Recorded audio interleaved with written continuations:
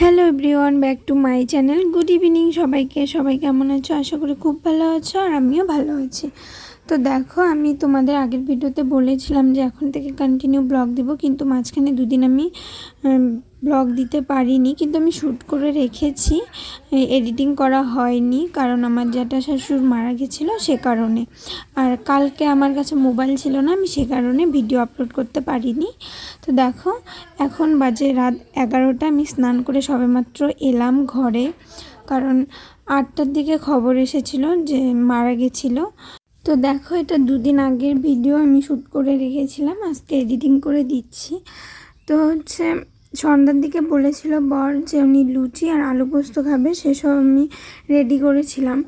লুচির জন্য do ready করে রেখেছিলাম, আর মা হচ্ছে আলু সিদ্ধ আর পোস্ত বেটে দিয়েছিল করবো জন্য। তো সব কিছুই রেডি ছিল, আমি শুধু কেবল বসাবো।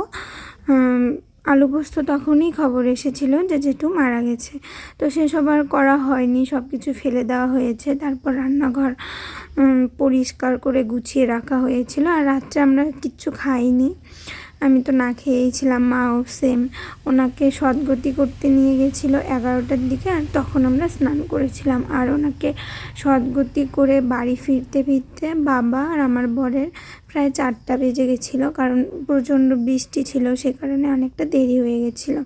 তো দেখো, এটা পরের দিন দুপুরবেলার ভিডিও। সকালের দিকে আর আমি কোনো ভিডিও শ্যুট করতে পারিনি। দুপুরবেলা চিড়া ভাজা করেছিলাম আর একটুখানি আতপ চালের ভাত করেছিলাম, যেটা আমরা সবাই মিলে খেয়েছিলাম, বাবা, আমি, মা, 4 জনেই আর কি। আমার বর, উনি তো আতপ চালের এরকম গরম গরম ভাত খেতে খুব ভালো পায়, কিন্তু আমার একদমই ভালো লাগে না। তো দেখো, এটা হচ্ছে বিকালের দিকে।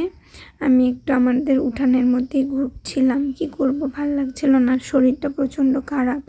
প্রায় 13 দিন টানা নিরামিষ খেলাম। তারপরে যেই দিন আর কি উঠবো আমরা অসুস্থ থেকে, তোমাদের হয়তো আগের ভিডিওতে আমি বলেছিলাম, সেই দিন আবার অসুস্থের মধ্যে পড়লাম, তাহলে বুঝতেই পারছো কেমন লাগে। তো দেখো, এটা হচ্ছে সন্ধ্যার দিকে বাজার করে নিয়ে এসছে কচু, ভেন্ডি,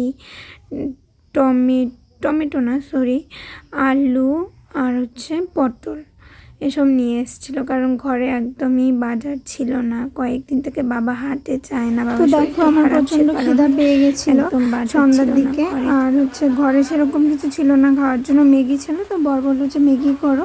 তো এখানে 3টা প্যাকেট করেছি ম্যাগি, 4 জন ভাগ করে খেয়েছি।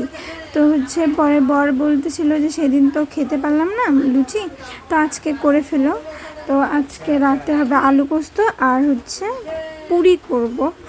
তো আমি সব কিছুই রেডি করে রেখেছি, আর দেখো ম্যাগিটাও হয়ে এসছে, বরকে দিয়ে দিলাম, আর বাবা মাকেও দিয়ে দিয়েছি। শুধু হচ্ছে একটুখানি তেল দিয়েছিলাম এখানে হালকা করে।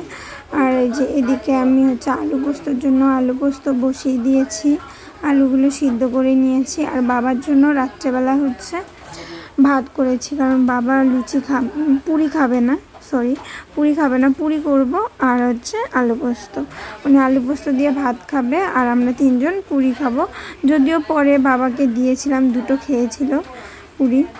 আর এদিকে দেখো, মায়ের খুব খিদে পেয়েছিল, কাকা বাড়ি গেছিলো, সেখানে কাকিমা হচ্ছে একটা রুটি দিয়েছিল আর কাঁঠালের কয়েকটা কোয়া দিয়েছিল, সেগুলোই বাড়িতে নিয়ে এসে খাচ্ছিল। আর আমার এদিকে হচ্ছে আলু পোস্ত রেডি।